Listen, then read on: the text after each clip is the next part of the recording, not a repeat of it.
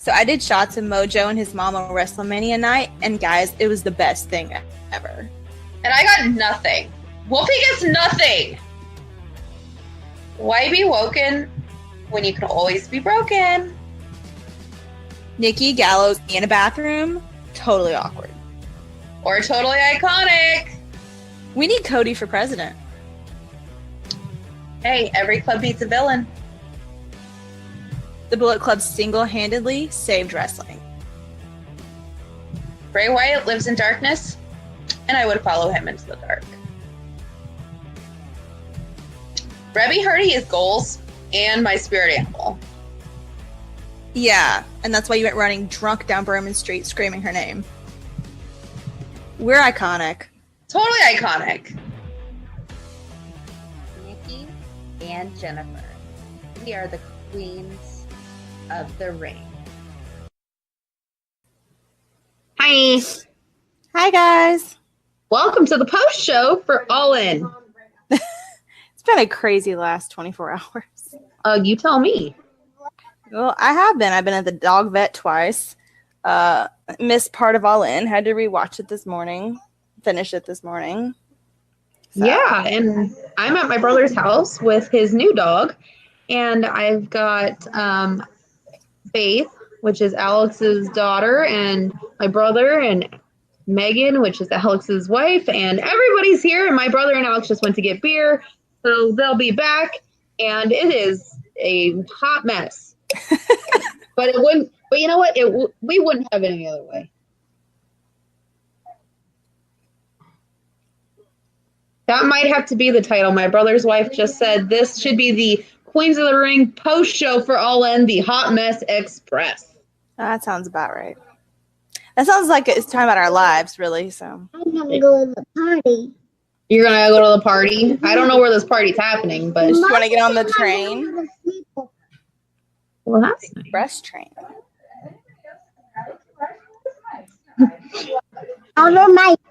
Seriously, we may have to do a YouTube video where just women watch All In, because this is some entertaining crap over here.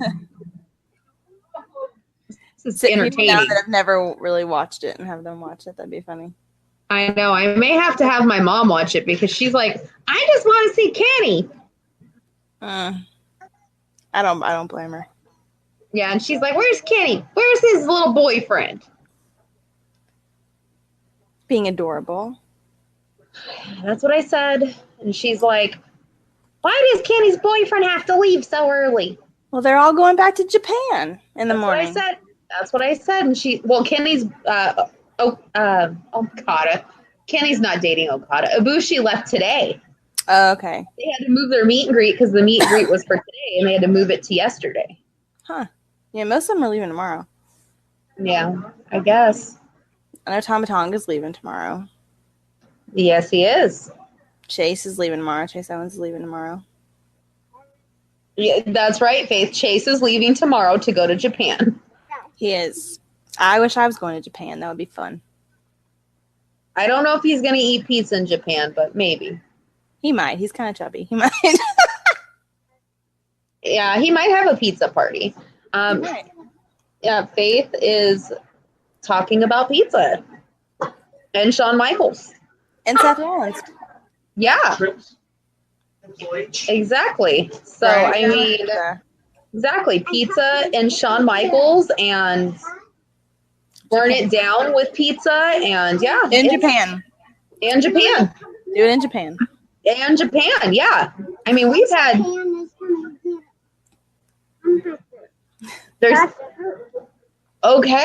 There's different temperatures in Japan. There is. There is. I don't know if it's really hot there. I have no idea. I would think so. Yeah. I have no idea. She's bringing up really good questions. She's bringing up some very good questions about different temperatures in Japan, but we don't know the answer to this question. We don't. I'm just like, that is a very good scientific question that maybe Bill Nye the Science Guy could answer. Or Kenny, but I don't have Kenny's phone. Maybe Kenny Omega could answer. But No, not a Kenny and Peter. Kenny Omega would be cutting with scissors. Okay. Kenny and Money.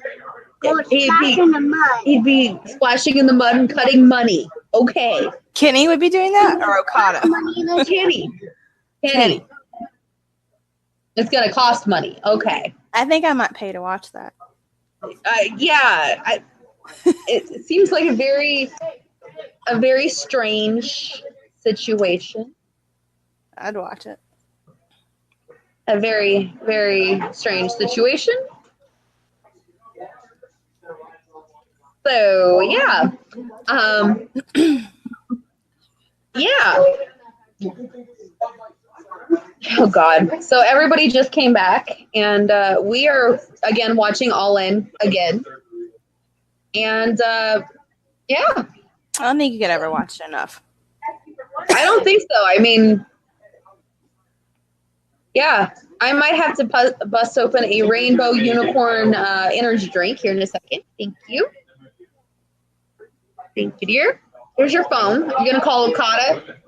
No. Okay. We were talking about before the podcast began and before I called Jennifer, we were talking about Stephen Amell's ring gear. About who? Stephen Amell's ring gear. What about how he looked hot in it? Yeah. He did really good. He did decent for not having a ton of time in the ring. I mean, Cody basically trained him when he came up there for Arrow. So, I mean, that's I think he's got potential, really. I don't think he can do it all the time. But well, no, but he could, I think. Yeah, I mean, he could do it if he wanted to. He's got all the connections now. Why go this He does. way? He Definitely does. I mean, he's already in the Bullet Club. Yeah, he's a vigilante. And he's in the Vigilante Club. Mm-hmm. Like the villain club. Yeah, he's got his own club. Yeah. Faith, that's to edit the video, and I don't think we're editing videos right now, honey. She wants me to edit a video, I guess. All right, we have to record one first. Yeah, we got to finish recording first. Okay. She's very interested in the process. She's very interested. What is that? What is this? That means we're talking. She's very interested in the process, guys. This could be a future podcaster right here. She's very interested. Yeah, very interested. Anyway, what we thought about All In, I'm still just like in shock that it's happened. Like, it's still a thing. Well, it's a thing that happened. Can I just say that like the entrance was with Cody and Nick were like gave me like chill bumps. Like the whole thing was just like oh, he's gonna sit on you. I know, like, ooh. And Faith is blocking our guest. Oh no. Oh no.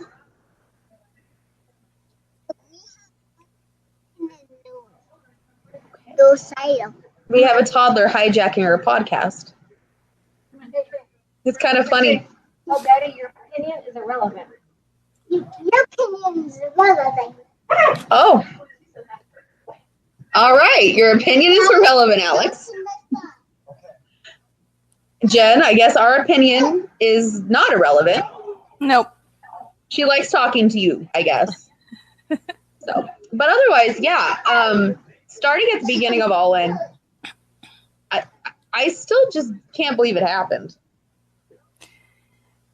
It was like everybody keeps saying on like social media that it was like a totally different feel, and it was. It was like a totally different feel compared to anything else.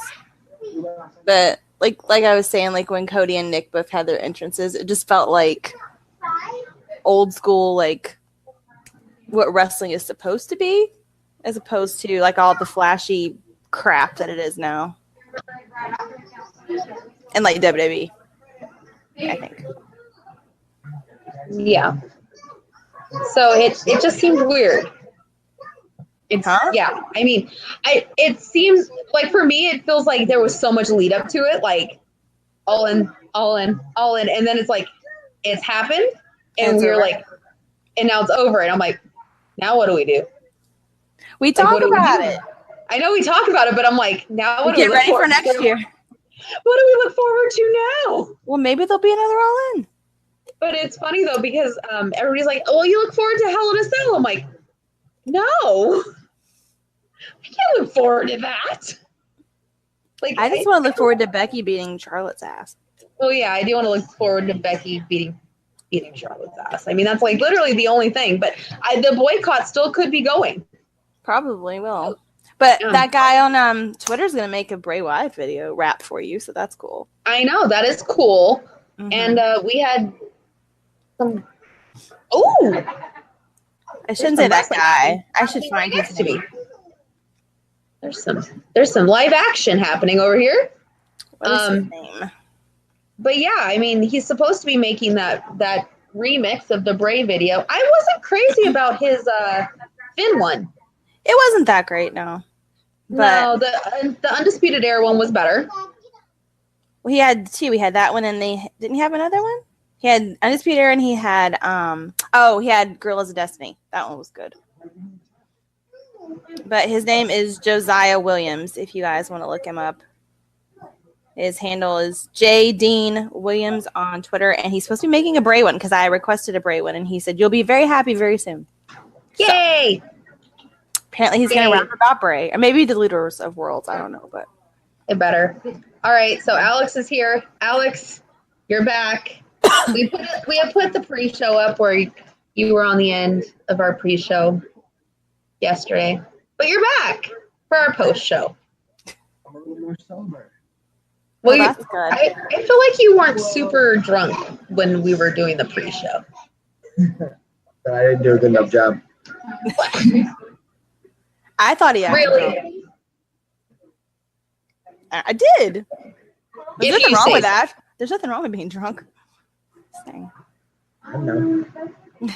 So where are we starting? We're talking about All In, and you had a lot of opinions as a wrestler and as a wrestling fan, and Well, overall I loved the pay-per-view. There was just a little handful of things I was kind of like, eh. I try not to be too critical because I know that the demographic calls for a lot of people with a lot of different tastes in wrestling, so it's fine. But I, for example, was kind of like, I felt like we could have done without the big giant penises walking down the aisle. I love the whole Joey Ryan spot and him coming out doing his thing, regardless of what I feel about the whole dick spot. I think that was a fitting moment for what they were doing for the angle, but I just felt like we could have done without the big inflatable penises. they were ghost penises. I did not like it. Yeah, I think we could have done the entire thing without the ghost penises.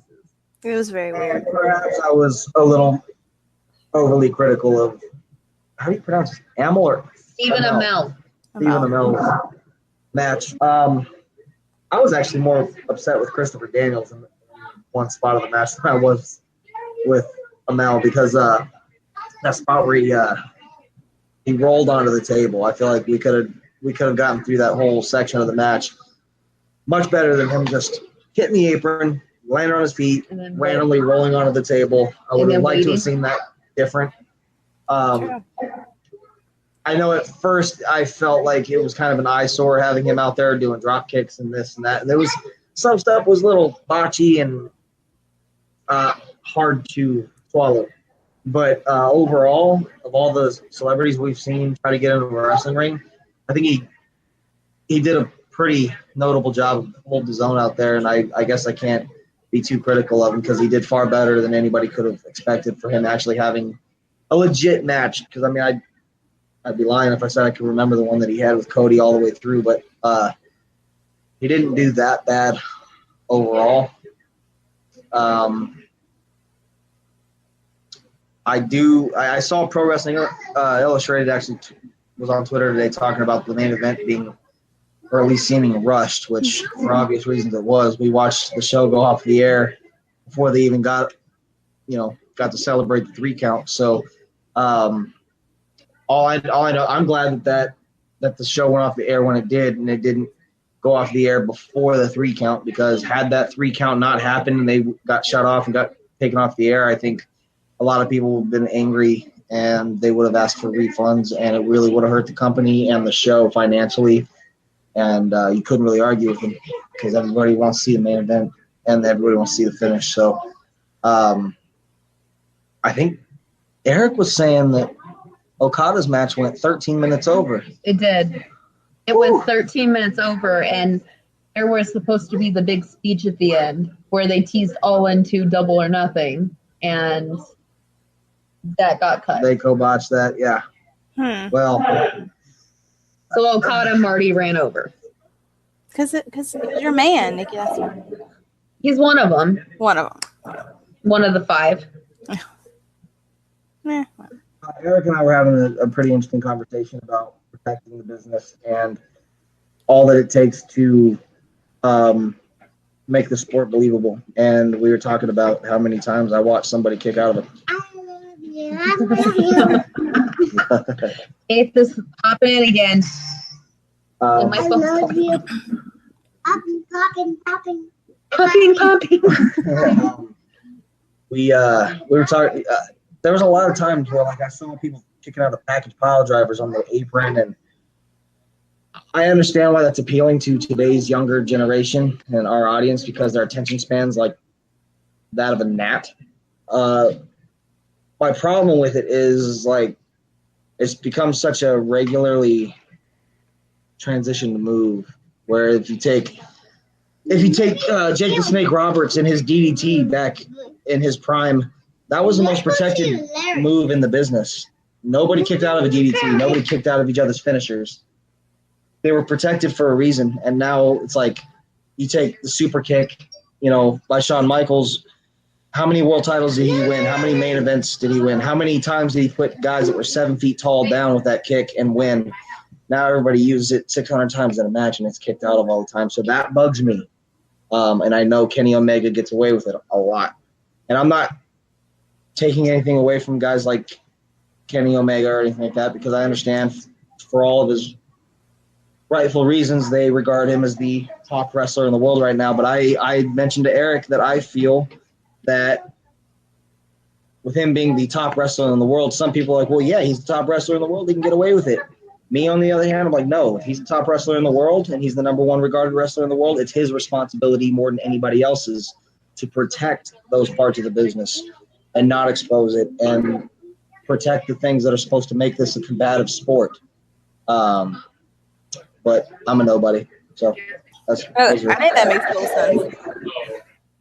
Well, I will say Kenny's gotten a lot better. Oh, yeah. He uses a super kick maybe once or twice. The Young Bucks are the ones who do it 26 times.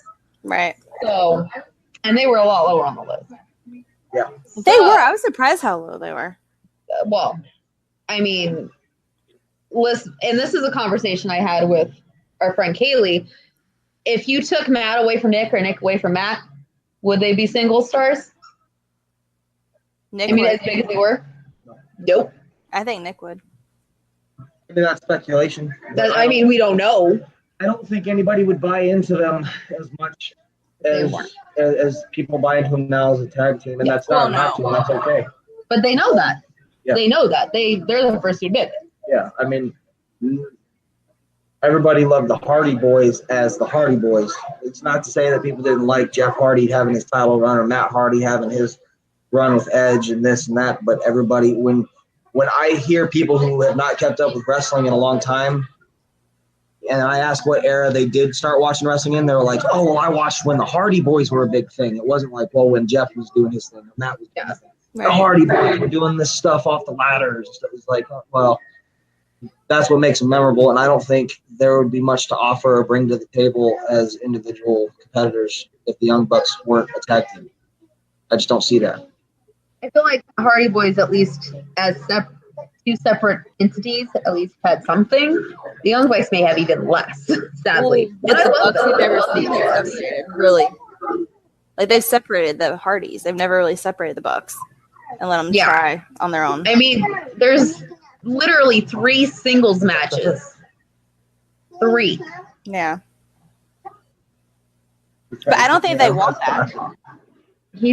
Faith's trying to kick you out of the podcast. She's like, you had your turn. She's like, you talked. I want to talk about Shawn Michaels now.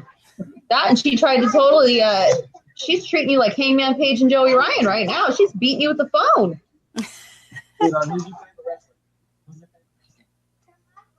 That's my girl. Who's your other favorite Oh, wrestler? we got a mic out. Oops, we pulled. There you go. Who's your favorite wrestler?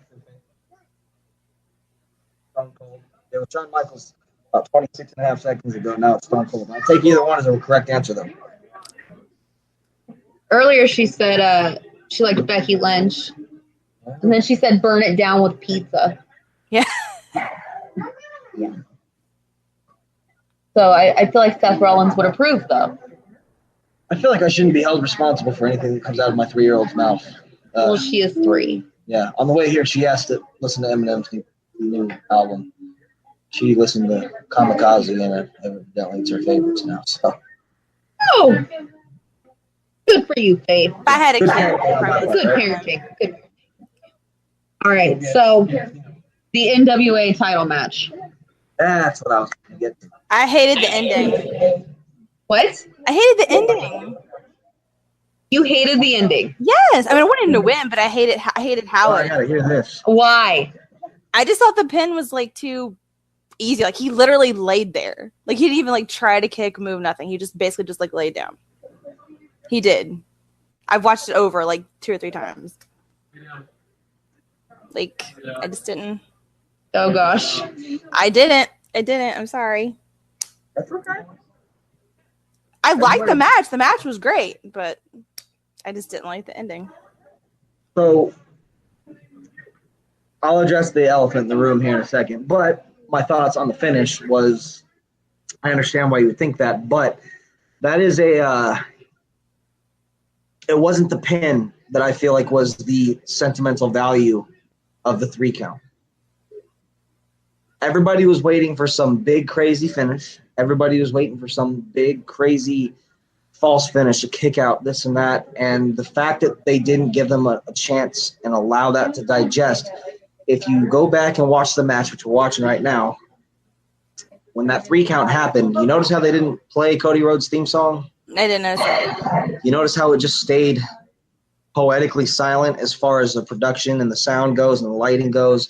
When it really came down to it, all you heard and all you saw was an entire sold-out arena stand up in awe and Who talked, Daddy? What is your favorite wrestler? I'm my favorite wrestler. No. Stone Cold. Oh, good.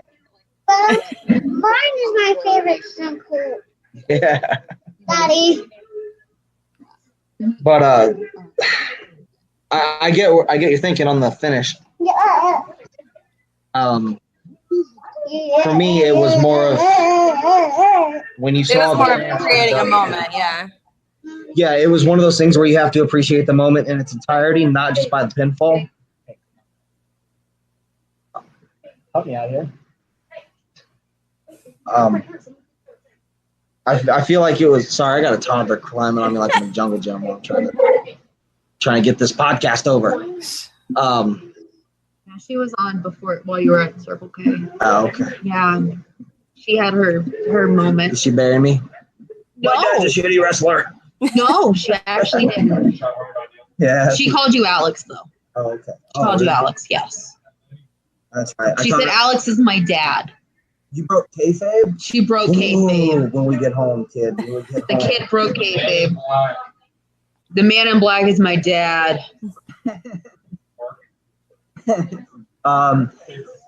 When that match ended last night, though, it was one of those like shock and awe moments. And if you really look back through the history of a lot of NWA matches, a lot of those matches didn't have finishes. A lot of those matches didn't have like one specific move that did it. A lot of times it was a quick holy shit moment like that. And I feel like sometimes I guess the adrenaline pumped even harder. And a lot of people complained that wasn't the main event. Myself included at first, I complained about that. But when I really thought about it, because I mean, we're 24 hours past it now, I sat and thought about it. I still would have liked to have seen it as the main event. I think it was far more than worthy of a main event, especially with Earl Hebner as your referee of all people to officiate the match.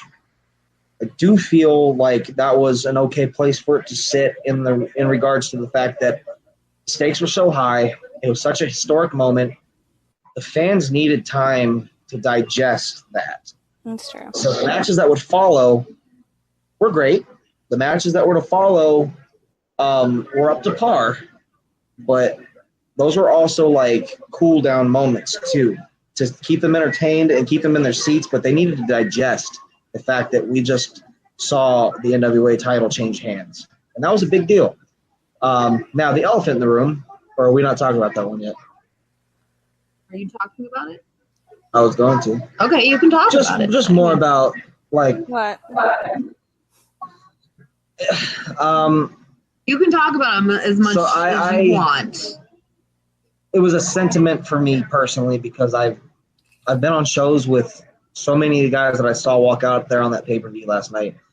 All the way from Joey Ryan to Tim Storm. I saw Scorpio Sky, who just kicked me in the face last Sunday on the Hollywood show. I mean, there's so many guys, but I don't get emotional about pro wrestling very often anymore because for a long time I thought this was a dying breed. Yesterday totally proved me and so many people wrong.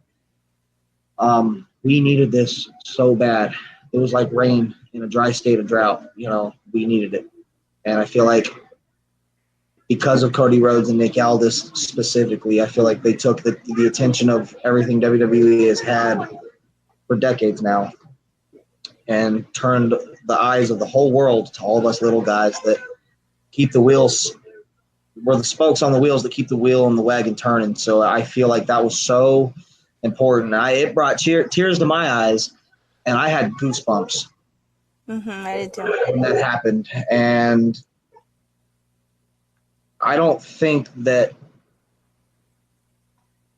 anybody could have ever foreseen 30 years ago that wrestling was going to look like this. I don't think 5 years ago anybody could have foreseen wrestling looking like this the way it does now. Are you crying? No, I'm trying not to yawn. I'm so tired. But no, I'm a student of the game. I respect and love and cherish old-fashioned wrestling. My favorite things to study are, Lou Thez, Billy Robinson, Johnny Saint, Fit Finley from World of Sport when he was in his early 20s. That is my study material. And so I respect the lineage of this business, and I respect the lineage especially of the NWA and the NWA World Title.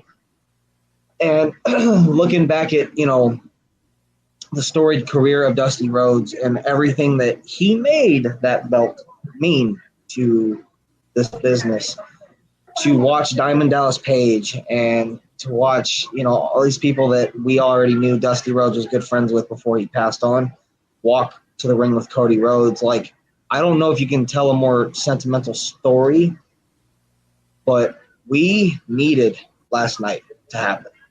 And I think the entrances were very authentic. Like, it just like that gave me chills when they came out because it seemed like this is how it's supposed to be. It's not supposed to be all like commercialized. It's supposed to be make you feel something instead of like, pyro, whatever, Whether they meant for it to be or not, I feel like this was them tipping the hat to the grassroots of getting to become a WWE superstar. And a lot of times that's overlooked. And I had a lot of pride in last night, and I had a lot of pride in Championship Wrestling from Arizona and Championship Wrestling from Hollywood because I know that they had a hand in what happened last night. I don't know how big of a hand, but I know that they had some parts to play in that because a lot of the guys that were there last night came right out of our pocket, and I appreciated that, and I was really proud of that, and if there was ever a night of wrestling that I've seen in a long time that made me want to work harder as a pro wrestler, it was last night. And I'm giving props to this one because I've never met a female that is so enthralled with wrestling and know what she knows about wrestling and is so compassionate about wrestling. Like that's an encyclopedia. You are. Man, like that's impressive. That I've never met a woman that could can hold her own as far as the history of the business and more so the upkeeping of everything that's going on in the business. She knows more about what's going on right now than me. Oh yeah, like I get texts every day, like this happened. I'm like, it happened like a minute ago. How do you know that? Like she's on top of everything. I know. I'm like, I have my ways. I have my ways. She's part of the wrestling Illuminati. I'm convinced. I think she is too. I think she's like the queen. I'm really move over Beyonce. She's the queen. I think she has a spot in pro wrestling. I think she's got some shoes that she could fill in a role in pro wrestling. That would mean something to a lot of people. I think she could be a good contributor to what we do on television, knowing what she knows, knowing the inside, and knowing how to conduct herself. I think she's got it in. I think that's a lost art too, knowing how to conduct yourself. Yeah. You're telling me. Some people know how to conduct themselves. Not being an asshole. Don't be an asshole. Like it's not Don't be an hard. info.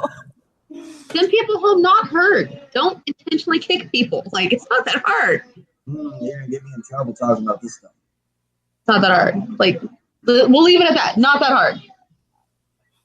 Not that hard. I still believe in the Bret Hart mentality, and I don't care what anybody thinks, good or bad about Bret Hart. It's not the case. I believe in when you step in that ring, you're responsible for the person that's in there with you. Their life is in your hands. And in the 10 years that I've been doing this, I have never once allowed anybody to get hurt on my dime and on my watch. I've never been the reason for somebody to not be able to go home to their kids and their wives and their families and function as a father, an employee, a husband, or, in a daily life, in a daily routine. I don't ever want to be that guy. And unfortunately, not everybody thinks the same because now this strong style is such a prevalent case in pro wrestling. Whatever. It's not that I won't work strong style and so I can do it. I just, I believe there's a time and a place, and strong style does not mean dropping somebody on their head, which brings me back to that package pile driver bullshit. We see so many guys kick out of package pile drivers, but rewind the tape a little bit and you see 1997 at SummerSlam. We watched Austin get dropped on his head with a shoot pile driver by accident and almost paralyzed him. So now we got guys taking a move that nearly killed and paralyzed a man, and they're kicking out of it like it's just a regular Tuesday night. Right. It doesn't fly with me very well. I don't like that. That move almost killed a man, and that should be a protected move in this business. The DDT, in my opinion, should still be protected. As a guy knowing what it's like to be dropped on your head and nearly have a broken neck and have a neck surgery, when you see a guy get dropped on his head like in a DDT of any fashion or a pile driver of any fashion, that man shouldn't be getting up. If you're really respecting the combative nature of the sport, you need to protect those moves, and we don't do that anymore. And that's our fault. That's our bad. That's our bad. And I think we need to start moving away from that because a lot of guys are getting hurt, and a lot of guys are going to get killed doing this stuff later on. Because after a while, what do you do to top it? Right. You start doing these 450 pile driver Canadian destroyer things off the top ropes and off the lap. Like after a while, what do you do to top it before we move to just bringing a guillotine out and sticking somebody's head in it and dropping the blade? At some point, like we're gonna hit the glass ceiling and somebody's gonna lose a life. I think people need to be more worried about storytelling. Exactly. That's what it needs to be about. No. I'll give you an example. In Your House, 1997, Jeff Jarrett and Shawn Michaels did a big match, and I respect the hell out of this match for one reason. They did nothing in it. They did nothing in that match. The only thing that happened in that match was one punch. Jeff Jarrett gave Shawn Michaels a stiff jab to the face, powered out like a chicken shit the whole match. Shawn couldn't catch him. Shawn couldn't retaliate. Shawn couldn't keep him in the ring long enough to get that punch back. So then when they did a little spot, did a little up and over out of the corner, finally, at the very end of that match, Jeff Jarrett turned around.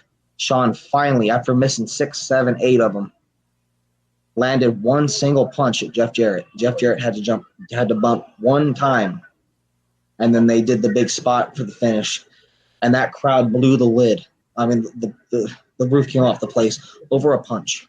Right. How did we go from that learning how to elicit emotions from audiences to damn near having to kill somebody in the ring because we have a desensitized audience. Oh yeah, because you can watch shows and nobody says a word. They just sit there. And I'm like, why are you there if you're just going to sit there and do nothing? Like, Well, and I feel like as somebody who watched ECW and Mm-hmm. Strong Style and all that, it can be done right. It can be done safely.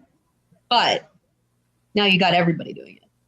And people who aren't trained in doing it. Edge and McFall WrestleMania did it perfectly. Exactly. But now you have every Joe Schmo off the street saying, hey, I can do Strong Style. Look at me. Well, yeah. And 10, 15 years ago, you had every Joe Schmo that watched ECW or got their hands on the closest thing to a snub film in Japan that they could possibly get. It doesn't take talent. It doesn't take discipline. It doesn't take any kind of skill level to take a cheese grater to somebody's forehead. That's just my opinion, and I'm not taking away anything from the guys like the Dudleys. Like, by no means am I disrespecting them or taking away. I'm just saying storytelling is so important to what we're doing, and there's a reason guys like Ric Flair lasted as long as he did in this business. He knew when to bump, he knew why to bump, he knew how to bump, and he knew that he had a reason for everything he did behind it. That's why Ric Flair is who he is and was in this business and always will be. That's why he outlasted so many guys that are so much younger than him for that reason. So, it doesn't take a whole lot of skill level, like I was just saying, to take a cheese grater to somebody. I can teach my little sister to do that. But to have a 60-minute Iron Man match and have a very well-regarded technical match for 60 minutes and keep every fan at the edge of their seat for 60 minutes, that is a skill level not many people know how to do. And Ric Flair did 60 minutes every night. And I mean, we were just talking about it. Will Osprey versus Jimmy Havoc, I feel like is a good. I mean, that just happened 2 weeks ago, and with Progress, and it was a good with strong style and violence, but it still told a story because they have been going back and forth 4 years, and Jimmy said, "This is it, the last time. We're done after this," and that right there is like the best storytelling in a match. And right after that, like some people were crying. Now that's how you tell a story. Which is, for me, it's nice to hear that people can say that about Will Osprey because I remember, I think it was Miss Encyclopedia over here, probably know better than that. What was it? When him and Ricochet did that crazy acrobatic Was it in match. PWG? Or is it New Japan? No, it was New Japan. It was last year, 2 years ago. I mean, that 2 was years ago. Point being, that was a hot button to talk about because a lot of the older generation of wrestlers that are still in the business were like, screw that. That's a bunch of flippy shit that didn't need to happen, and blah, blah, blah, blah, blah. And then you had the younger generation defending it, going, well, wrestling's moving in a different generation. This is what we like. This is what we want. And this is what we're not going to settle for anything less. So that being a hot button issue, now to hear Will Osprey come back and do that kind of match and still work his style and still do his thing and get himself over and do what he does, but be able to please both sides of the fence, I respect that because he didn't have to do that. And sometimes I know this for a fact. Sometimes you think you're going to go out there and please one specific type of audience, and you go out there and you find out that the audience is a completely different audience than you were expecting to perform for it. And things go a little awry, and sometimes it's like drawn right down the middle, and sometimes it's like you're damned if you do, damned if you don't. And when you're a guy like Will Osprey, who's as acrobatic as he is and as agile as he is, guys just like Ricochet, you kind of got to know where to draw the line. And so to have Will Osprey come back and do that kind of match and and be able to please everybody across the board, it seems like from what I've been seeing, that's a very respectable thing on Will Osprey's part because that is a talented guy, in my opinion. A very talented guy. I would only dream of getting to work with a guy like that. Jimmy Havoc he's not a high flyer. He does not fly very often. I mean, he's a big guy.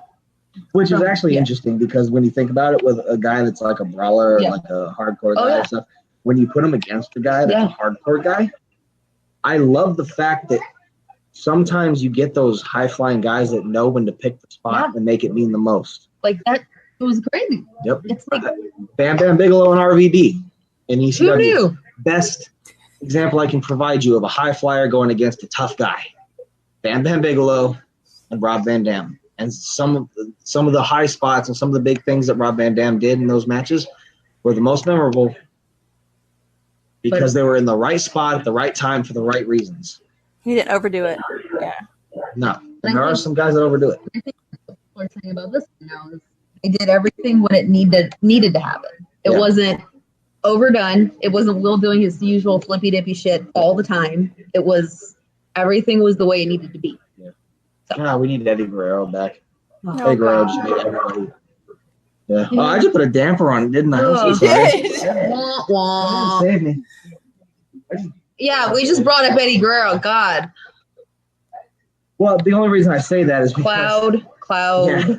The only reason I say that is because it makes me think of I don't think Rey Mysterio would have been a big cruiserweight or a WCW star had Eddie Guerrero not been there to help him shine.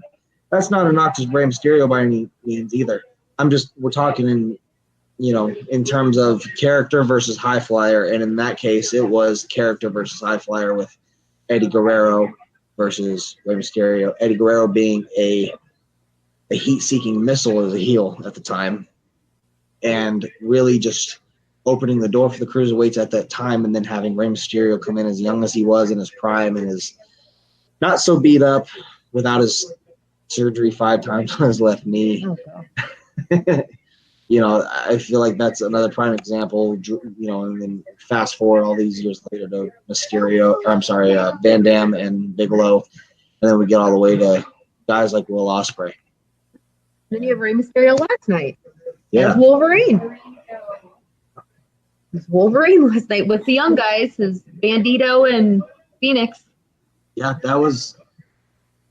it's nice to see that Mysterio. We were talking about last night. Mysterio is how old now? He is 43 years old. Good God. And he's out there with a 25-year-old, and I think Phoenix is 28, something like that. So the guy in his mid-20s. Dead. Megan will have to drag you. With some of the crap I've done. She'll have to get ropes and just pull. By then, I'm sure technology will be far advanced enough. I can just have everything bionic. You'll be a robot. Yeah. You'll just be a robot. I mean, it'll be expensive, but you'll be an expensive robot. And I'll be the expensive robot as well. So I got a question. I know this doesn't really have anything to do with All-In, but I ask a lot of people this because I love the spectrum of answers that I get. No right or wrong answer. Gun to your head. Favorite match of all time. Oh God. Of all time? Let me rephrase that. You gotta give us a minute. If there was a match that you can watch from the minute your eyes open in the morning, you can watch over and over and over again for a full 24 hours and not get sick of it for a second. Gun to your head. What match? Well, I'm thinking of one, but it's more recent. This one's coming your way too. It's a more recent one though, and you're not. And I already heard how you feel about this guy last night whenever we were talking. So, Punk and Cena in Chicago when Punk won the belt. Well, this podcast over. Bye.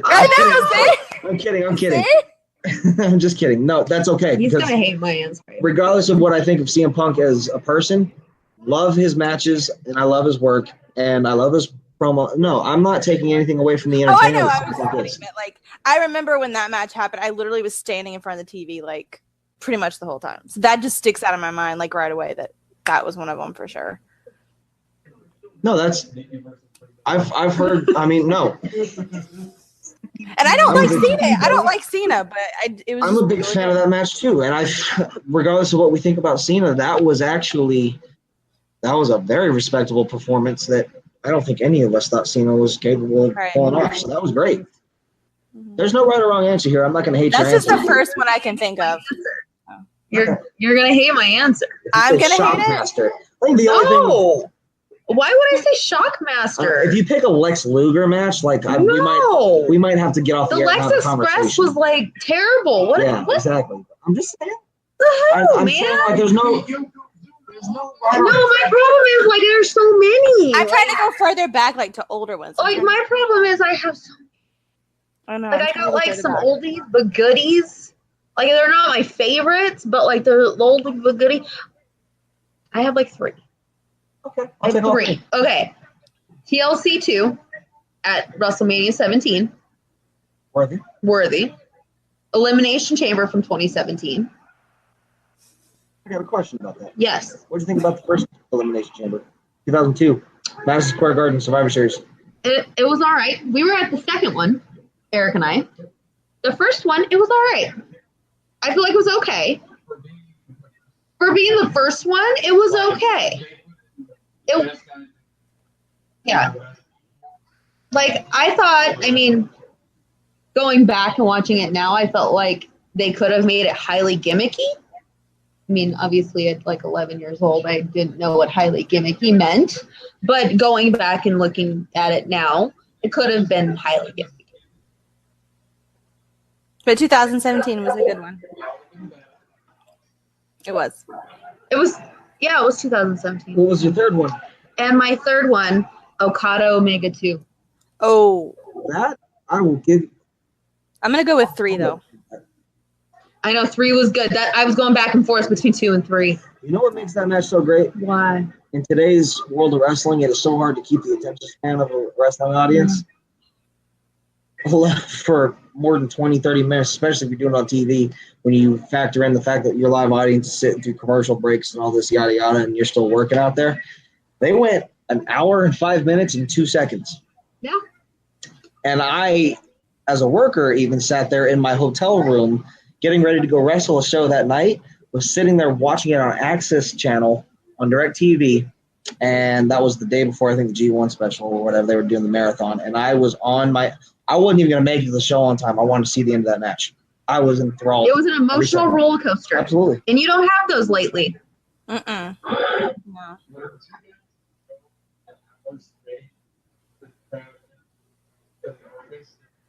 Your brother's talking. Yeah, I can't. Yeah. We can't. We need to have a panel. We do. Eric, get over here. Oh, God, Eric. That gives me a chance to go get a beer. You want a refill, don't you? Eric is coming over. My brother is going to take Alex's spot because Alex needs a beer. We're doing a hot tag. Oh, God. Hot tag. Oh, and the crowd pops. The crowd goes wild. Hi, Eric. I think everybody knows this. Well, yeah, but the first time I've been on this. I think you were on for a moment yesterday on the pre-show. Like a hot sec, yeah. You were on for a hot second. Yeah, the hot sec. You were on a hot take. And, yeah. So, Eric, what is your favorite match of all time? There's really... Everyone's going to get on here anyway. It's got to be for me... Cutting out. I know. Okay, here. Okay. It's got to be Bret Hart versus Stone Cold WrestleMania 13. Oh.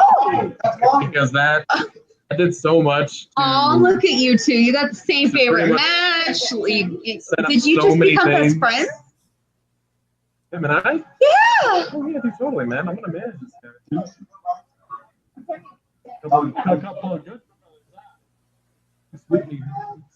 What the hell is happening over here? I don't know. I'm so confused. To me, it's gotta be Bret and Steve Austin, just because of the story they told in the ring. I mean, obviously the style of it. I mean, being a submission match, it's definitely a little bit different, but just everything that they set up was. It really redefined what you do when you make a character and when you really are trying to establish a top guy. And they pulled off the double switch perfectly. And that's just a great example of telling a story effectively and really elevating two guys. Obviously, Bret was kind of, going in a different direction, but being able to pull everything off, make Austin the new guy. I mean, that match is, to my eyes, just perfect. I know this doesn't sound highly gimmicky, but I love the final deletion. I don't know if you guys knew that. I don't know if y'all knew that, but I love the final deletion. You didn't like that? What was it, House of Horrors or whatever it was called? I like the House Randy, of Horrors the Orton, the match part. I know the acting part was cool. Yeah, the house The part movie was part good, and was then they started going to the arena. I was like, what are they doing? I mean, they're like Bray looked like Playgirl. He looked like Playgirl in that limo. I was like, yeah, that's good. Then he showed up. I'm like, what are you doing? Yeah, they totally botched that big time. Here. So we were just talking about WrestleMania 13. Oh, Right gosh. now. It's not all in. Go on. Oh, I'm sorry. Go on. I'm watching Cody cry. Go on. Aw. I'll make it quick. I think it was great the fact that we had Ken Shamrock, who was at the time legitimately the toughest man in the world and regarded as such. Coming from a shoot business, shoot fighting, officiating a match that he would not accept anything less than what would look like a shoot fight, and that's exactly what it did. The blood called. I mean, it was so necessary for that blood. And I don't care what Vince McMahon thought or said about it. That was totally necessary, and it was a good call on Bret Hart's part. And the fact that we had a guy come from a shoot business come in and contribute to the match to look like such a shoot, they had to protect Ken Shamrock. And Ken Shamrock had a reputation to represent and protect at the same time coming into the WWF at the time to have that kind of match. Him being regarded as the toughest man in the world at the time and being a UFC legend and the badass that he was, that was a gamble. To take a guy who wasn't known to be a submission wrestler, such as Stone Cold Steve Austin, and put him against a known submission wrestler, that was a gamble on Ken Shamrock's part. And I think the fact that maybe some people would disagree, but I was, let's see, what year did that happen? 96, 97? 97. I was 4 years old. Wow. Yeah. So, and I still, to this day, as a 4 year at 4 years old, I remember that match like it was yesterday, and I've watched it 1,000 times since. And to me, that was one of those matches where, if you wanted to believe that wrestling was real, that was the match you were going to watch. And what a good time to be broken into the wrestling business to watch wrestling and become a fan, because that looked like a legitimate hatred and a legitimate bloodthirst feud. Those are my favorite. So back to All In. Back to All In. I just watched the pin, Jennifer. The Cody pin. Yeah. I didn't have a problem with it. I didn't have a problem with it. But then I watched Cody cry, and I was just like, well, yeah, I mean, that's all I cared about. But I'm just saying, like, it just seems like, I don't know, the momentum was wrong. I don't know. no. It was I weird to don't me. see it. I did, sorry. Where Cody, obviously he hit the crossroads and they couldn't put away all this. Like, I think people were expecting, like, okay, so they're gonna like go on the top rope and do something. Like, Well, no. Exactly. I wasn't expecting that. So cool. It's so just, he outmaneuvered him, got the counter the roll into the pin, and a lot of the ways back in the NWA days when it was still a major title, I mean, it still is, but I mean, obviously it's kind of taken a little bit of a backseat. And the finish with that was just totally athleticized, and that's respectable on all accounts when you're talking about the NWA Championship. And I've heard a lot of people talking about it, though, on Twitter. And I don't want to say this on Twitter because I feel like people will just be assholes if I say it. But, and they're probably going to give me shit for saying it on the podcast, but I don't care at this point. It's my podcast. Get off my show if you don't like it. I think they're used to the WWE Right. with how things are done. It's like, oh, they're going to hit the 450 splash, or they're going to hit the, Roman's going to hit the Superman punch. Oh, God. And then, like, I don't know. Get that. I totally get that. And I know you get that, but I think other people don't get that. Oh, no, because they've been conditioned to believe it's something else. to think that it Or has like to be John something Cena will that hit 5 AAs. Yeah. It used to be that he hit one. To the regulars. You're terrible. You're terrible. Sorry, that was in poor taste. Sorry. That was a bad joke on yourself. Well, the good thing is I couldn't hear it, so I don't think they did either. Yeah. I mean, at least you're self-deprecating. I mean, we didn't say it. He's joking about AA. Oh. Yeah. So All In, Eric, I'm a little upset that Marty lost. I don't have a problem with Marty losing. I think that if you're looking at as far as pure predictability on the card, I think that this one probably, unfortunately, boiled down to the fact that Okada is still very much one of New Japan's top guys. I mean, it's not like, it's on their show. I mean, they probably could have had him go over. But, I mean, when you have people that's so invested in this show and you have one of their top guys out there and he's in the match, I mean, I think it's just, I've never watched the promo package for. Look at that famous dick wrestler. Look at him. Try to stay focused here. Yeah, but He's a famous dick wrestler, though. How can you stay focused? You're a professional. it's completely unrelated status. But Okada, who, I mean, obviously, until recently, Dominion, was easily the best wrestler for several years. And yeah, WPP for quite a long time. I don't know the exact days. I mean, to have gone so long with him and to have really answered the bell against Okada, I mean, Marty's stock is going to really skyrocket, and I think that even if he did lose, I mean, he looked like $1 million out there. My poor villain. Okada's a fucking numpty. Swag's ear hair is stuck on his claw. Oh no! Oh my god, he's stuck. We have dog issues as well over here. I have to go get the scissors. Hold on. Keep talking. Okay, so Jen's he's doing okay. A pee hole problem. So now we're going to talk about the famous dick wrestler Joey Ryan and how we might meet famous dick wrestler Joey Ryan in less than a week. Yeah, so I guess he's coming out here to Phoenix and he's going to be doing a show. So maybe we can hear about Being a ghost? Being about a ghost, and obviously The resurrection. the erection of himself, and see how the afterlife was. But Yeah. I see if he ran into Adam Cole. oh yeah, we gotta talk about all the people that being the elite have killed off on their show. He could have Masa. Mm-hmm. Oh, Masa they just showed Masa at That is Berlin. badass Masa. Oh, not we're talking. Masa. Oh, okay, all right. Masa died. Gotcha.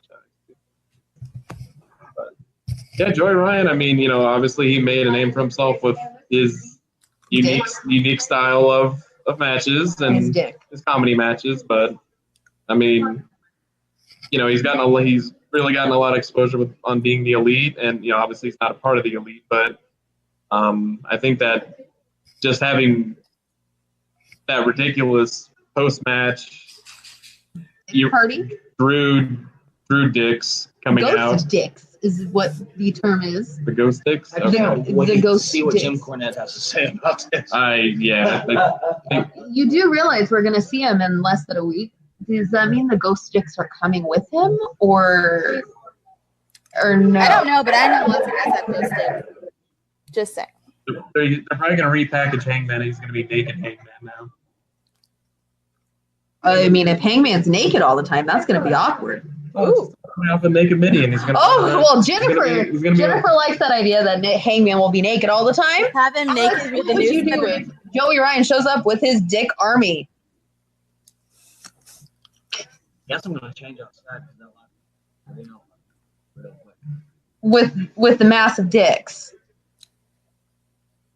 This is a really awkward conversation. Probably the most awkward one we've ever had on this podcast. I don't know. We talk about dicks. We do, but I'm I've still never. gotta ask. I think maybe Sonny would be the. Yeah. Oh. Whoops. You have to go there. Oops. No, I'm just kidding. No, I mean, I don't really care. I mean, I'm just excited to have him here. He's a good dude. I love having him around. He's a good guy, and I've seen him. You just saw him on All In last night, and he's so entertaining. But it's not like on any other show where there's not many eyes on the show or anything like that. Like, the dial doesn't get turned down with Joey Ryan ever, and I respect that about him. Whether you like the dick spot or you're for or against it is not the point. He just doesn't. He doesn't turn that entertainment dial down ever. and I love that about him. I watched him wrestle Jack Jameson the last time he was down here at our show, and whether I liked some of the spots or not, it was so entertaining, and there was a lot of good laughs in it, and it was highly worth the money coming to see Joey Ryan. It's going to be like that again this week. And I will be there to try to meet Joey Ryan. You'll meet Joey Ryan. Yay! Yay! Because I've never met Joey Ryan. Or seen Joey Ryan.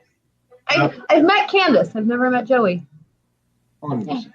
Now the interesting question is: have people just met Joey Ryan's dick and not met Joey Ryan, or how does that work? I mean, Don't ask me, man. Don't ask me. All right. I mean, that is a whole nother conversation for a whole nother day. Like, how does a meet and greet like that work? Like, I meet Joey. Well, famous maybe dick they do wrestler like a Joey- plaster. What?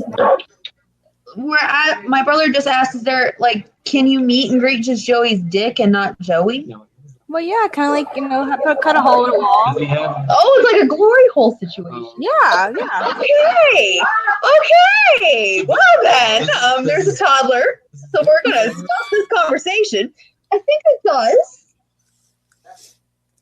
Randy Orton is probably gonna Dude, join him. That's allegedly. Oh, yeah. Tag team right there. That is a hot tag team. That's a hot tag team. That is a hot tag team. What do you think, Alex? Would that be an over tag team? Randy Orton and Joey Ryan. Dicks of Glory. I want to vomit. The Vipers.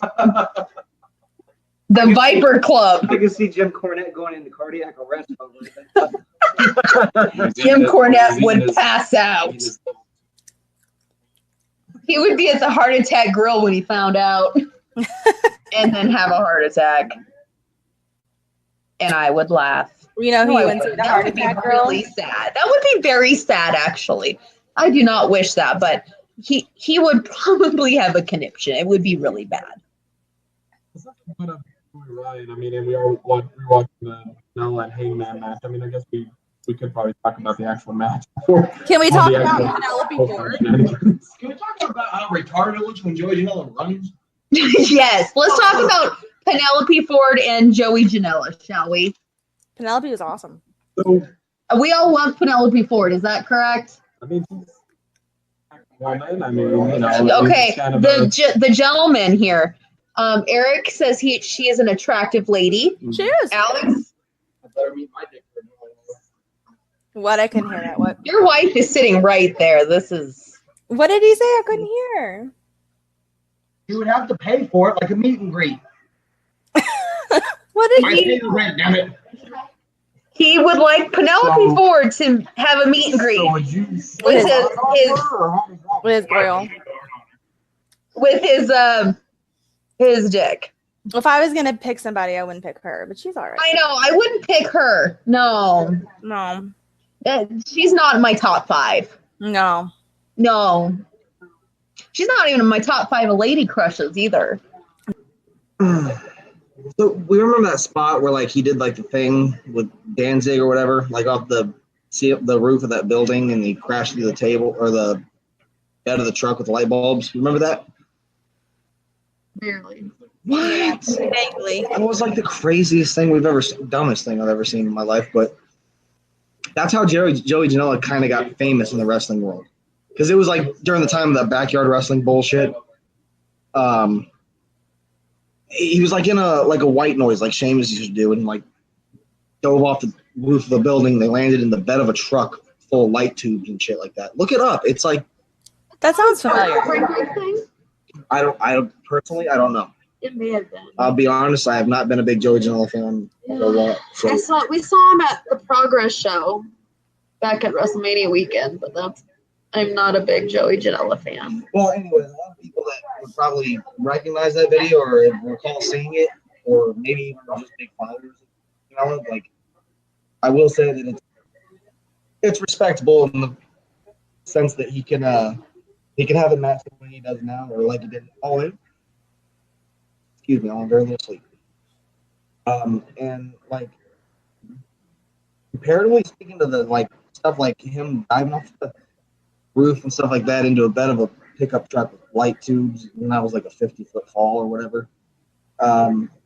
What he did last night was, in my opinion, very minimal, and it still got over like $1 million. So that's pretty impressive on Joey Janela's part, because I feel like him getting away from what he was doing to what he's doing now, not by a whole lot, will probably add some longevity to his career rather than cut it short.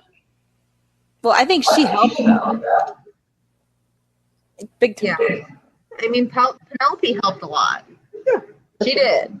Well, that's good. I mean, more than the WWE would let their women ever do anything. But when we're talking about Yeah. physicality, like Tom take that move onto the ladder when the ladder was like between the barrel and the ring, like those are still really dangerous things to do.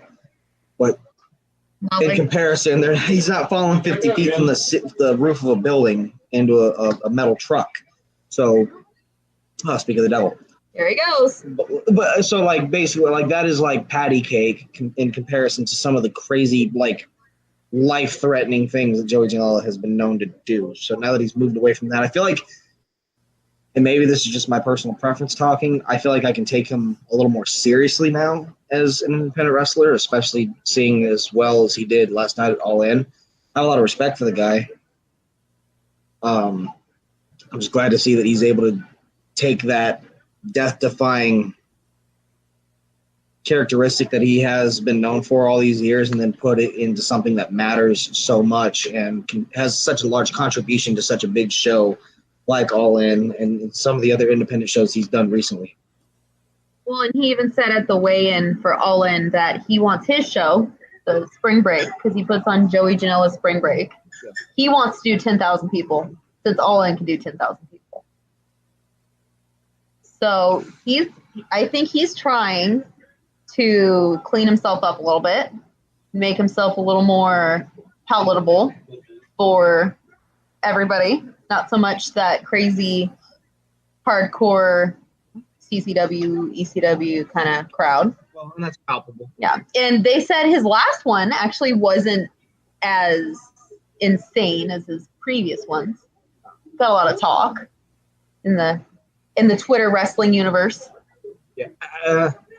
This is just maybe like a wild guess, but I think a lot of it had to do with the fact that Joey Ryan's ordeal had a lot to do with the match as far as the phone and the boots and the big, almost like propaganda for Joey Ryan. But prior to that, I feel like maybe gave the match a reason to be toned down a little bit because the story was more told around the trash bag with the phone and boots in it rather than what crazy stunt Joey Janela was going to pull off. Not that he didn't pull off any, because we just watched him get dropped headfirst on a ladder from the top rope or from the apron. So I feel like, maybe Joey Janela's stunt tactics probably took a back seat to the actual story that revolved around Joey Ryan's return. And that's okay, because I would have rather have had it that way anyways. I mean, also, I think a lot of Joey Janela's matches don't have a story. And then, exactly. This was it, because the Bucks and Being the Elite gave him a story. Because on Being the Elite, they had him come on there for weeks now and tell a story with Hangman. So I think this is the exception where he actually got to go tell a story, unlike everything else where it's just like, hey, what's Joey Janela going to do next? Is he going to go jump head first into a bed of tacks on a dump truck? I think he can start moving. He's at a crossroads. Not even so much. I feel like he's, at this juncture of his career, I feel like he can start moving away from that. We look at Mick Foley, a guy who was known for landing in thumbtacks and barbed wire and C4 or whatever in Japan death matches with Terry Funk. And he was the guy that was known to land on concrete floors and what have you. All the way years later, he got known for being the guy that pulled a sock out of the tights, and it was like the most over thing the guy was doing at that time. So Joey Janela has put his time in the wrestling business doing those things. I feel like now would be the time to dress him up, put him in front of a camera, and let him tell a story with a character and save his body, because I feel like that's going to be important to Joey Janela later on, because he's already picking up a lot of momentum as a character and as a pro wrestler. So I mean, just put the steamroller behind him as far as the Young Bucks and the Bullet Club. Like, put that behind him as momentum, and save him as a human being right now because he's already done everything he needs to do. Oh to God, show there he that is he's running. A psychopath. He's running. He's running. So, gross. He's a terrible runner.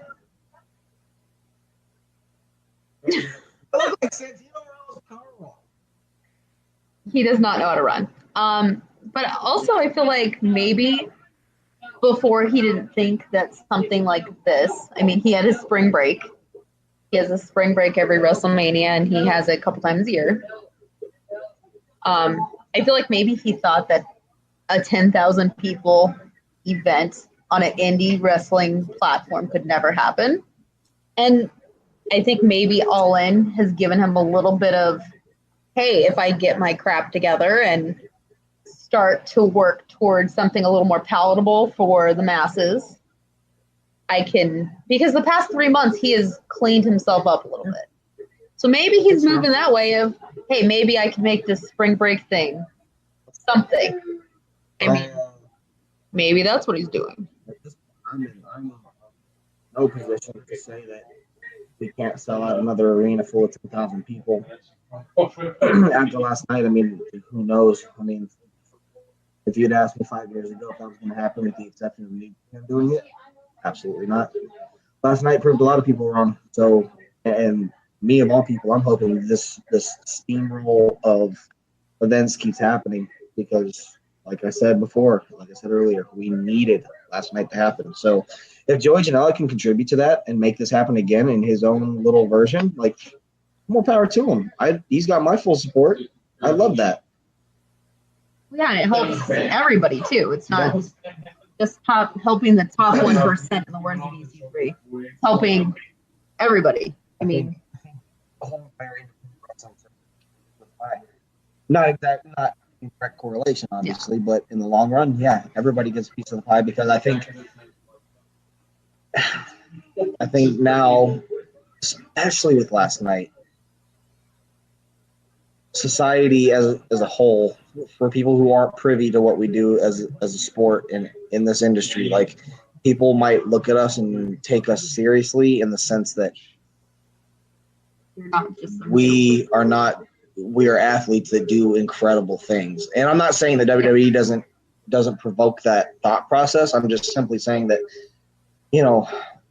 there are a lot of things in pro wrestling that make it hard to be enthralled with and make it hard to suspend your disbelief. So, and I'm not saying that there aren't things in the independent circuit that do that itself, because when you have a segment of talking cowboy boots, like and that, ghost penises. And ghost penises. Yeah, I mean, not knocking it because I know there's a chunk of people who like that stuff, but the people who have never seen wrestling before or aren't very up to date with what's going on in wrestling, and they just happen to turn the channel onto pro wrestling of any sort and go, wow, that's what they're doing now? Like, glad I stopped watching that.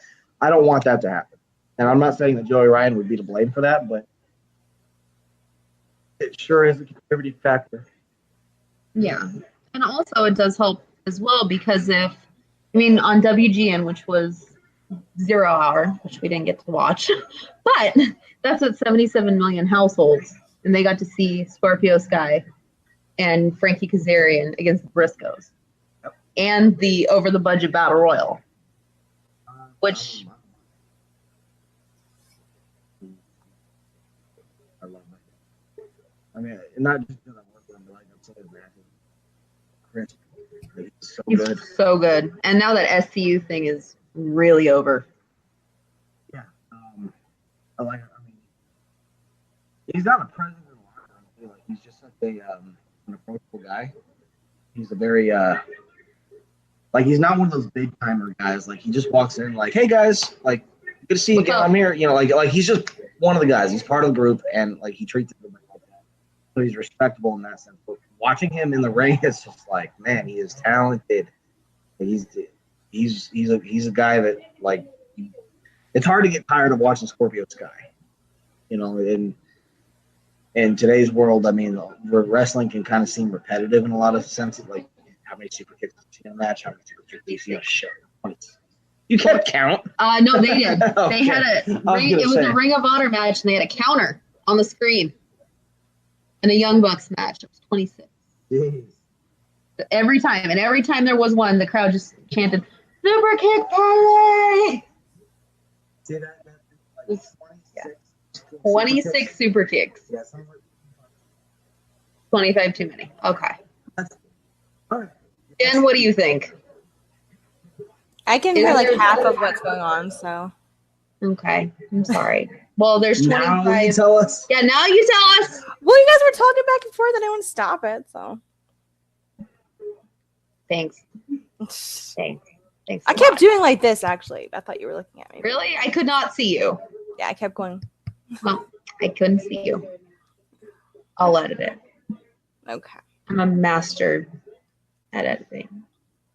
Believe me, her dog will bark. I have to edit that stuff. It's true. All right. He's totally One past last question. medicine right now. One last question. So everybody didn't get to see this, but they put it on Twitter. Cody mentioned going double or nothing. And Cody is pretty much hinting that he's not going to sign with the WWE. He's not. I don't think he really hinted. I don't think. There's no fucking reason Yeah. for him to do that. Yeah. And I don't think, from what they were saying, if Cody doesn't go, then the Young Bucks and Hangman and Marty and Kenny and everybody aren't going. Nobody's going. Well, So- when I met him in Atlanta, he said he had no desire to go back. But I meant like his contract's up. Right. People, and the talk's there. Obviously, the talk is there. Could they do double or nothing? So they could do 20,000. I think after last, If that's sold out in 29 minutes, yeah. I think after last night, with the breath of fresh air that we witnessed last night and got to experience, I think people are going to salivate at even just a perpetuated thought of having. I want to go. And I shouldn't they? Why should Cody Rhodes sign back with WWE? That'd be stupid. Not because I think it would be career choice, but I like what he's doing right now is such a contributing factor to what is going on in the wrestling business. On top of that, he's still making a pretty comfortable living doing it. Why ruin that? And he's got creative control. Why take it up? There's no reason to do that. He gets to do his own thing, his own way, and he gets to walk away doing what he wants to do. And there is no eye in the sky kind of overseeing what he's doing, with the exception of Billy Corgan, having his hand in the title change last night. There's no reason for it. I It's mean, not to be all in all. and there's Joe Koff and obviously the guys with New Japan for New Japan and Ring of Honor. But I think with Cody being who he is, they don't really care what he does at this point. But yeah, I mean, at this point, if for them to go back to the WWE would be stupid. At this point, like, if anything, I could see a mass exodus happening sometime soon, especially with Pac/Neville going back. Yeah, I was surprised that he didn't show up. And then you have Jericho showing up, which we didn't even talk about Jericho. Like, He appeared at All In, and then he flew somewhere and put on a to concert. Kansas Yeah. and still had his makeup on and sang Judas right when he came out, which is his theme song. Yep. Now that is a star right there. He's what we aspire to be. Jericho is the best in the world right now. I will not even entertain the argument of CM Punk being the best in the world. CM Punk should be. Well, I don't think CM Punk even says he's the best in the world anymore. He should have said it. Because Jericho has been the best in the world. Agreed. Not only that, but now he's got a crazy ass amazing theme song that he sang on his own. It is good. I know. I want to go on the damn cruise too. That, you know what they're having, right? They're having Ring of Honor versus Impact on night 1. Night 1. And then on like night 2 or 3 is Jericho versus Kenny. Here's my question, though. Have you ever been on a cruise ship? Like, where is there enough room for that? Even like the theaters, I don't get it. I don't know, but I want to be there. I want to be there too. I'm just trying to figure out how they're even going to do it. Like, I don't know, but wherever it's happening, I want to be there. well, I do too. Like, Did I not say months and months and months ago, let's go on the cruise? Yeah. Whoever loses has to jump in the ocean. That's fine. Why aren't we on this boat? Because we went to New Orleans. That's why. Yeah. Yeah. Next year. Next year. You know what? Here's the thing: is either we go to DragCon or Jericho Cruise. DragCon. I know. And then and then double nothing. Or we we just try to budget our money really well and go to both. Yeah, I'm a broke bitch. I can't do all that. They have payment plans for the Jericho Cruise, supposedly. Huh. Payment plans. You can do it on Easy Pay. You can finance the cruise, All right, Alex, are you going to come say goodbye to everybody? Ooh, look at him. He's got that baby oil. Look at him. He's oiling up.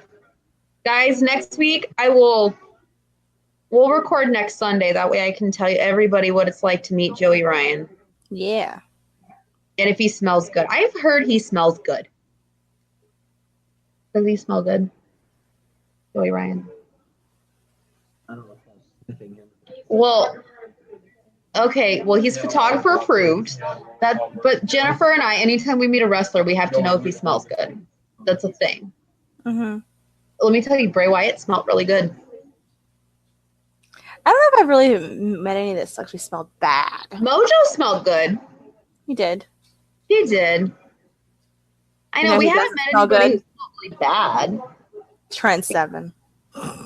Well, we didn't really meet him. I Nor know. did I smell him because he was a dick. His attitude was terrible. Trent Seven and Tyler Bate.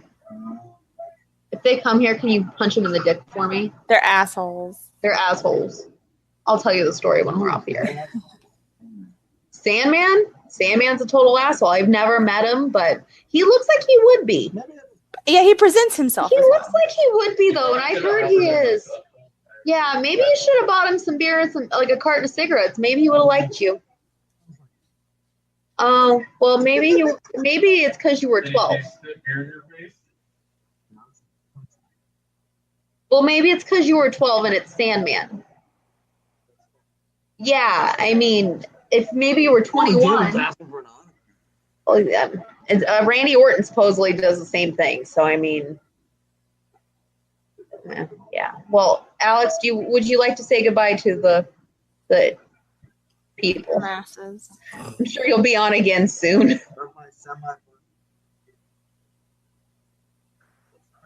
It was entertaining. It was substance. It was a lot more substance than we usually have on here because usually we just talk about bulges and Finn Balor's pants. Yes. Tell me you don't see it. It's there. It's out there. I'm sorry. Wow.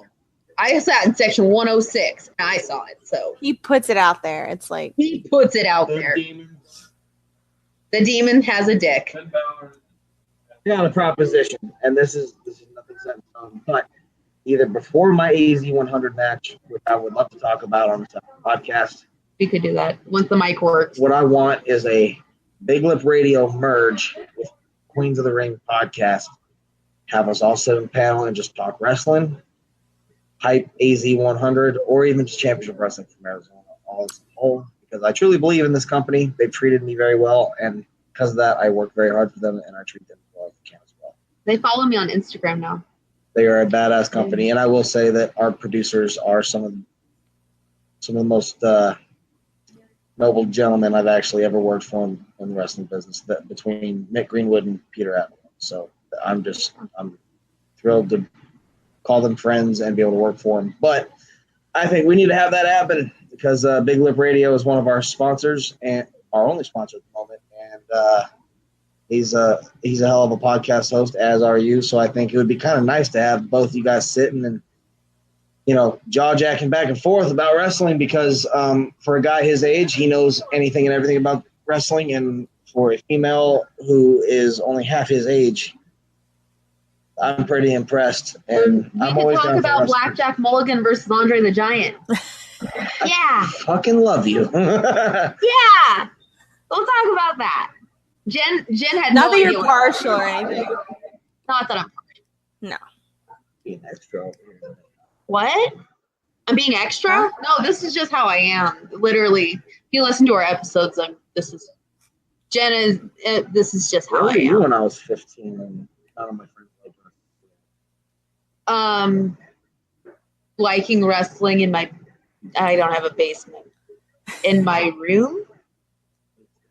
I know. My brother liked it though. I had him. I said we only had each other when it came to wrestling. Yeah. And then Jen. Then I had Jen. They just thought we were weird. And now I got Jen to be weird with. Yeah, everybody thinks we're weird. I was wrestling. Well, that probably Oh, explains man. the many injuries and concussions. 14 years old was my first live match. That would do it. This was a really cool moment. We did not talk about that moment either. There's so many things we didn't talk about. I know, it's a lot. Like Lanny Poffo? Lanny Poffo came out. Lanny Poffo! We didn't talk about Flip either. Flip was in and Lanny Poffo was there? It's Lanny fucking Poffo, man. My friend Andrew met Lanny Poffo at the airport, I forgot to tell you. He was leaving Chicago today, met him at the airport. He said he was really cool. I might ask him if I could jack the photo so I could put it on our Instagram, because you know what? A cool moment. Yeah, it is. Yeah. I mean, my friend Andrew's an NWO fan, but he's like, it's Lanny fucking Poffo. I'm going to meet him. Right? I watch Hey Lethal do Macho Man Randy Savage gimmick, and it just like blows me away because I've never seen anybody be able to pull it off like that in my life. I could watch him do it all day, and I would be entertained every minute. Like he might as well just be like 2.0 version Macho Man all day long for the rest of his career, and I'd be happy with it. Well, and to have Lanny Poffo come out with him. Which is like a total obvious vouch, and permissibility as far as like, hey, we're okay with this, and you do a great job. Like, you have our blessing. To me, that's big. My hat's off to Jay Lethal. Hey. All right, guys. So until next week when I meet Joey Ryan and I watch this guy, September 8th. Isn't that right, Faith? September 8th. Fuck my brains up. I hope you do. And if you don't, I might just like throw something in the crowd. Here. Hit him in the face. Faith, can you say September 8th? Shit, she's not saying. You want to say, okay, Faith's going to say goodbye, guys. You want to say bye? You want to say bye? No, Faith does not want to say goodbye. She is tired. She is sleepy. She's a sleepy child. Yeah, I am sleepy as well. Jen is 3 hours ahead, so it's midnight there. Where is she? She's in Atlanta. Damn. Hey, is there any good wrestling out there than WWA 4? There's some. I don't ever get to go to anything, but yeah, there's some, yeah, like local stuff, yeah. But I don't know much about them. He's gonna get a champion toy. You know what? I think Ring of Honor. I don't think WWE. Ring of Honor. Ring of Honor. What do you think? Or New Japan.